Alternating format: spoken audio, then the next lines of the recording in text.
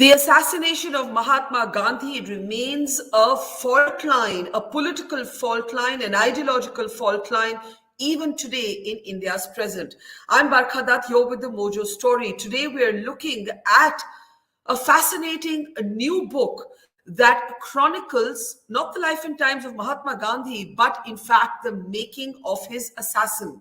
Called Gandhi's Assassin, this book by veteran journalist Dhirendra K Jha actually profiles Nathuram Godse, doing a deep dive into the anatomy of hate.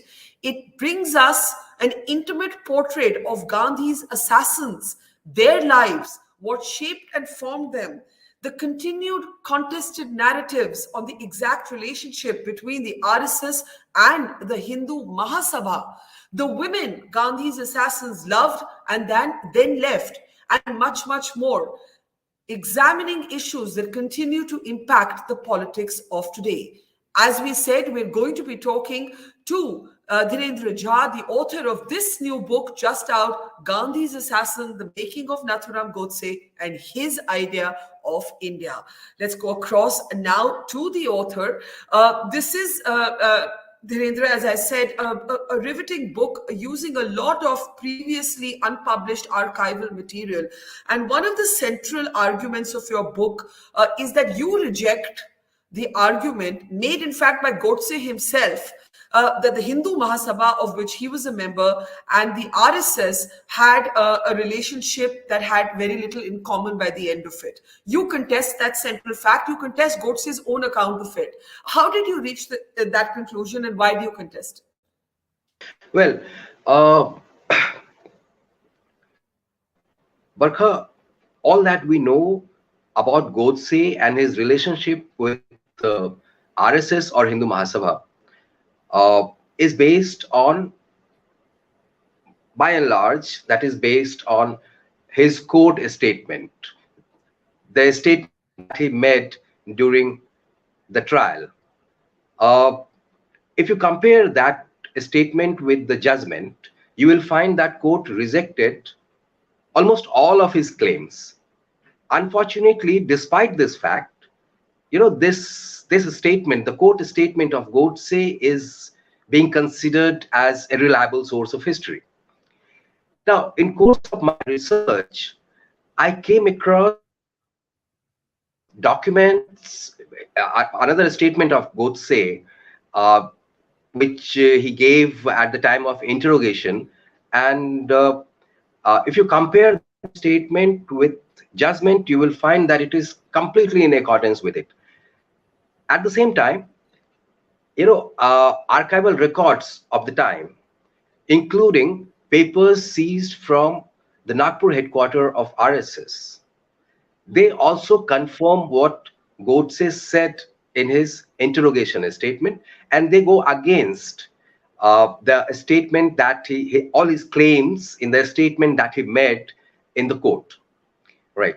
So we see generally, if there are two sets of records, one pertaining to pre-assassination period record, published item, as well as archival records till Gandhi was assassinated, and the records which were generated after assassination. If you look at those records which were generated after assassination, you will get one kind of picture, that is Hindu Mahasabha and RSS were at loggerheads, that Godse left RSS when he Mahasabha, because it was not possible for a person to have dual membership. I mean, that is the kind of impression you will get if you base your understanding on. And of course, yeah, and on only the court testimony. Why do you think, though, in the course of your research, that Godse made such a testimony? Because obviously your book argues, unlike many other books, and the RSS itself, of course, has in a sense disowned Godse and said, he belonged to the Hindu Mahasabha.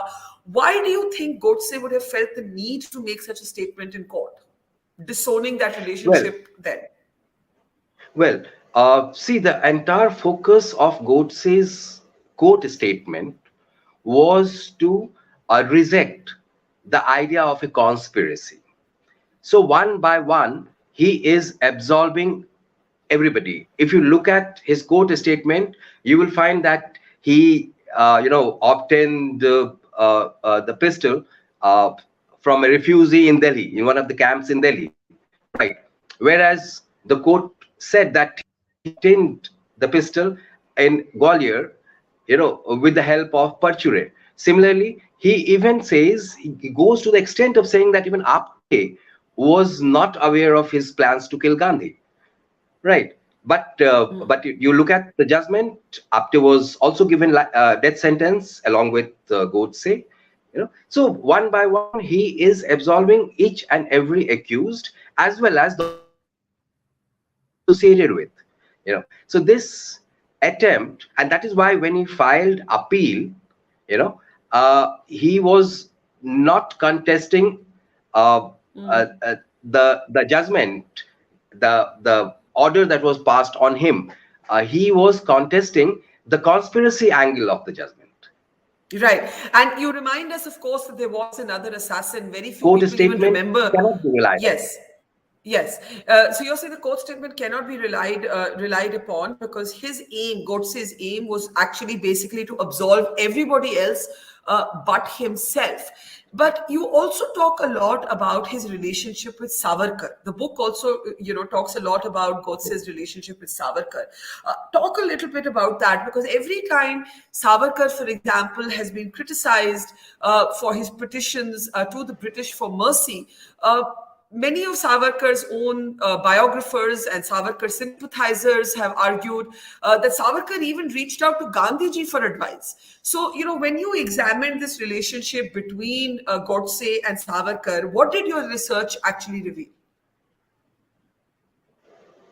Well, Godse in the beginning was attracted towards Gandhian movement, but that attraction was very short-lived, because around the same time he also came in contact with Savarkar when his father was posted in Ratnagiri, where Savarkar was also residing uh, after coming out of jail.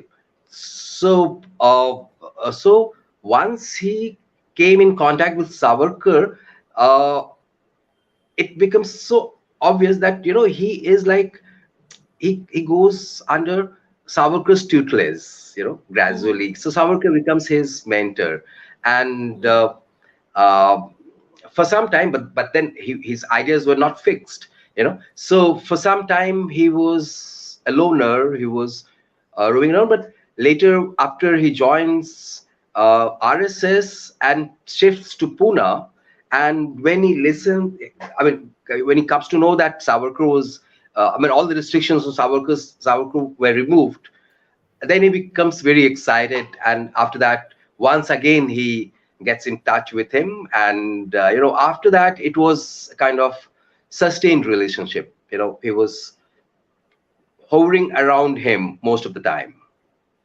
Yeah, your book actually does a very unusual thing. It talks about the women that Gandhi's assassins actually had relationships with, women who loved them, women who understood the stigma of continuing to be with them once they had been convicted. In this case, in particular, the story of Manorama, whom you write about, and I think you say that we don't actually know what happened to her. She almost seemed to sort of fade into oblivion and vanish into thin air. What made you research the women in the lives of Gandhiji's assassins? I found that a very untold, unknown story and an unknown dimension to their lives. Well, Manorama's case, I mean, anybody who has studied, um, the published material on uh, Gandhi assassination would come across the statement of Manorama, right? So that is not so unusual.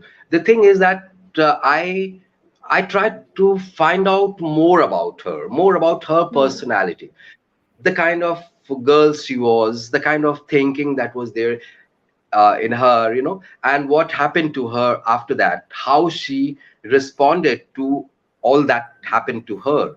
Uh, she was a Christian, and Christians, like any other minority community in the country at that time, used to almost worship Gandhi, because Gandhi was the supreme deity of, communal harmony, which was sought to be destroyed by Hindu communist forces. So, and despite this fact, she falls in love with Apte, who is part of that camp, and but she understands this, and she has this belief that, one day she would be able to transform this man. She thinks that it is a kind of temporary phase, and once that storm passes away, Apte would see the truth and recognize her love, and become a sane person. She was, of course, naive, Yeah, and but it's ironic that he too had, he too eventually loved somebody from a religious minority, and it shows that politics or ideology doesn't always have all the answers or the certitudes that these men may have thought they had. you see, Apte was quite unlike any other Hindutva activist. He was educated in elite Ferguson College. He he used to smoke. He used to love his whiskey before his dinner, and he used to wear those Western clothes. He Yeah. used to teach American mission school. So he was quite anglicized in that way. So he was not like Godse or any other Hindutva activist of the time. So he could play in both the world. Yeah, quite ironic. Now, finally, let me ask you, Dhirendra, Gandhi's assassination, your full title is The Making of Nathuram Godse and His Idea of India. So, two questions there. One, what was his idea of India? And two, what made him who he became in the end? Well, this is very important question, Barkha. Uh, his idea of India, of course, I mean, Savarkar gave the original theory of Hindutva, and Golwalkar, when he wrote his book "We Are Our Nation Who Defined," he added considerable details to it, and this the concept of treating Muslims in the same way as Nazis were treating Jews in Germany.